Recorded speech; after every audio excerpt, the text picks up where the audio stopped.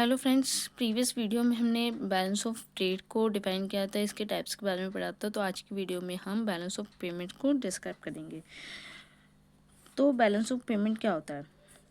The balance of payment record all economic transaction in goods, services and assets of a country with the rest of the world is a specified time period, usually a year.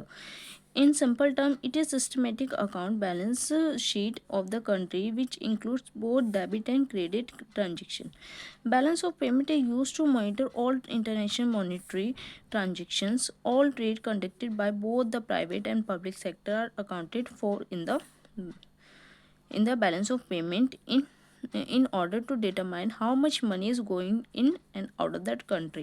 तो balance of payment होता है जहाँ पे हम जो भी हमारी goods services assets जो भी हमारे इंपोर्ट और एक्सपोर्ट हुआ है, जो भी ट्रांजेक्शन इन और आउट हुआ है कंट्री के अंदर ईयरली, तो उसका जो भी रिकॉर्ड होता है उसे हम बैलेंस ऑफ पेमेंट में देखते हैं।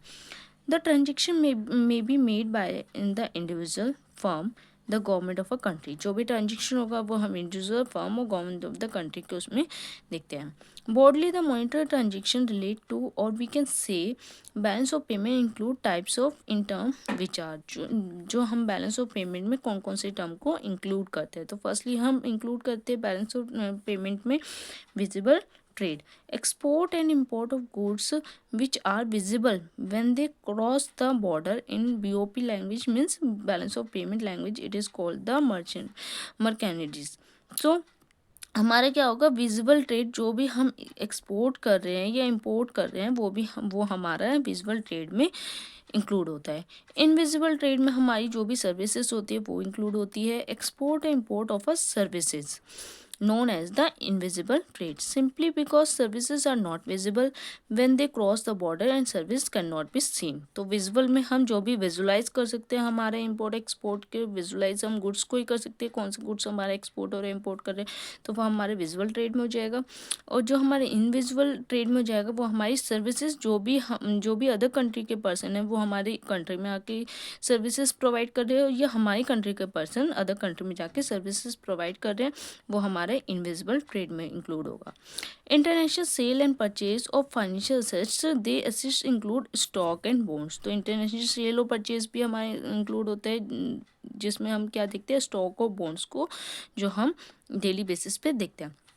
International sale and purchase of real estate, तो हम फाइनेंशियल से देखेंगे, फिर रियल एस्टेट देखेंगे। Real estate like the plant and machinery.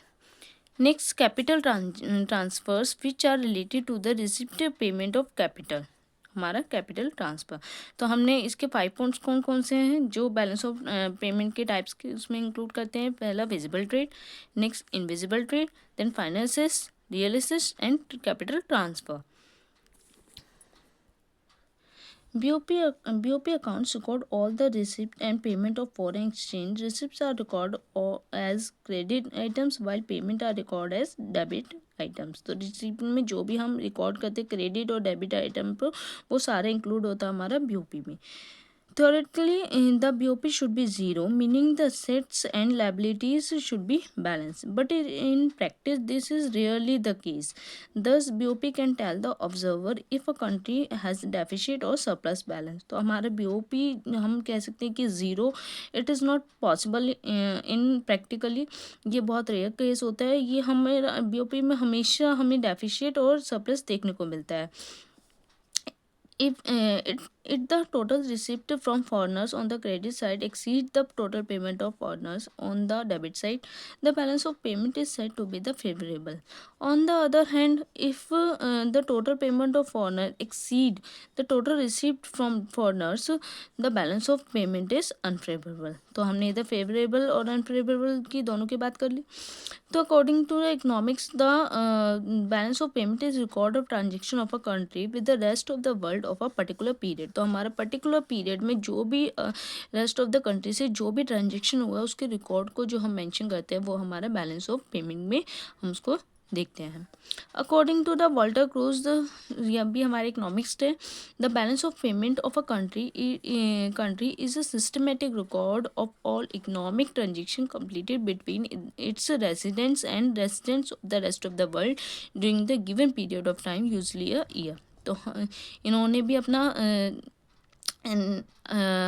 Different language में सेम हमारा डिफाइन ही करा है कि हम जो भी हमारे जो कंट्री के पर्सन हैं, जो अदर कंट्री के पर्सन हैं, जो भी गुड सर्विसेज प्रोवाइड कर रहे हैं, वो हमारा सारा हम कहाँ इंक्लूड करते हैं, बैलेंस ऑफ पेमेंट में।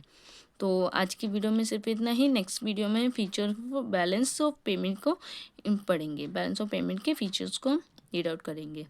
तो आपको अगर वीडियो पसंद है तो please like share and subscribe my channel. Thank you.